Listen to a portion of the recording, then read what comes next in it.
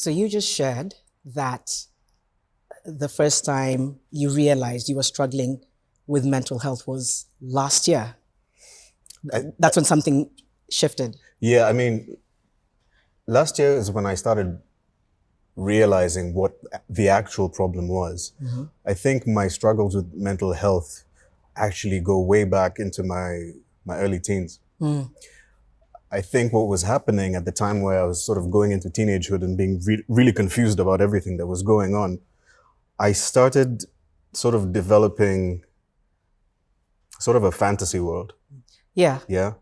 That I ended up living and populating. And eventually I kept doing that to a point where I didn't realize that I was living in a fantasy world. Because that's what I remember about you. You were always, so you change your hairstyle a fair bit.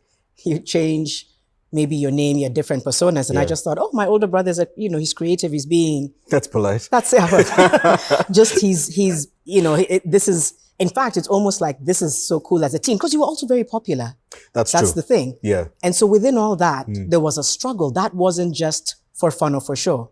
No, it was a way to cope. It was a way to, I guess I wanted to present something that was palatable to people, right? Yeah. Because I was struggling internally. I was going through a lot of things, which now in hindsight, I understand what I was going through. I mean, my depression actually started from a pretty young age.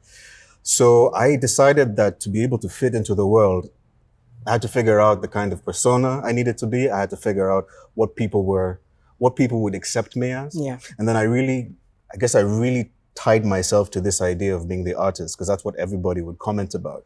You're a really good musician. You're a really good actor. So I let that become my identity. And yeah, you're absolutely right. Through my teenagehood, I remember going through the crisscross phase, wearing the jeans backwards, the Inikamoze hot stepper phase, which are some of my best, I must say. Yeah. But there was something. So what do you think we missed then as a family? What do you think we didn't pick up on? Because like I said, I'm looking back at that and thinking, but that didn't manifest as depression or anxiety. Yeah. That was somebody having fun with his teens. I don't think you guys could have picked up on anything, if I can be completely honest. I think the fact that even the people closest to me couldn't see it says a lot about how adept I was at playing these characters. Yeah. This ability to just go in and out and not just to play characters, but to know what character to play depending on who I was speaking to.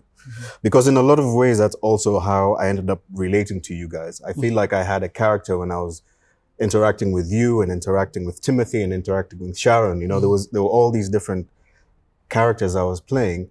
In some way, I'm trying to mirror the person that I'm speaking to. So I feel like they can understand me a lot more. And in some way, I'm just trying to pick on, what it is that you like, what it is that I can engage with you on. And relate to, so just multiple masks, one would say. Yeah. There's a moment I remember very clearly. It was years ago, I think post Berkeley, post the time you were in the US, and you tried to take your life. Yeah. I remember that day like it was yesterday because suddenly folks appeared and there was all this commotion. Yeah. I know how much of that you want to go into, but more than that, what would you say to that person today, to that Kevin, knowing what you know now? Yeah, no, I remember it very clearly. It was in July of 2007. I was taking a train from Mombasa to Nairobi. And it was during that ride, I decided I was going to end my life. And I think how I process it when I'm in that phase, because I've been there before, I've been to that edge a few times.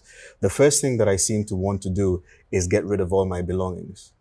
So I remember pulling the window down of the compartment and just like slowly throwing my stuff out, just emptying my suitcase and just throwing everything out. By the time I got to Nairobi, I didn't even have a suitcase. And I remember walking to the shops and trying to look for something that was either corrosive enough or poisonous enough that would do the job.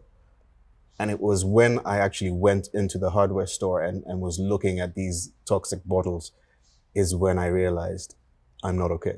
Okay. And then that's when I called mom and dad and everybody sort of rallied around me at the time.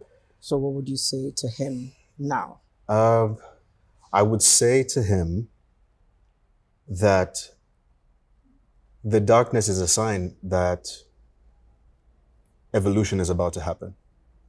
The darkness is a sign that you've reached the max of a certain phase of your life. But because you don't know what that next phase of your life is supposed to be, your first instinct is to go, well, life feels like it's over.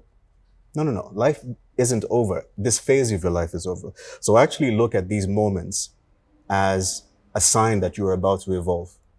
And there's this phrase that Mum loves to use, which is the night is always darkest before the dawn. And that's really true. You get to a point where it's so dark. And in hindsight, I look at all those moments, and every one of those moments led to becoming a more evolved version of me. I wasn't perfect. I was still dealing with issues. Yeah. But that's what I would tell him. Like, this is a moment of decision. You can either choose to, put out the lights, or you can choose to sit in it and see what's coming. And I'm glad that I did. Me too. Yeah. Thanks, babe. Wow. That's heavy. I didn't know that. Yeah. Yeah. Okay.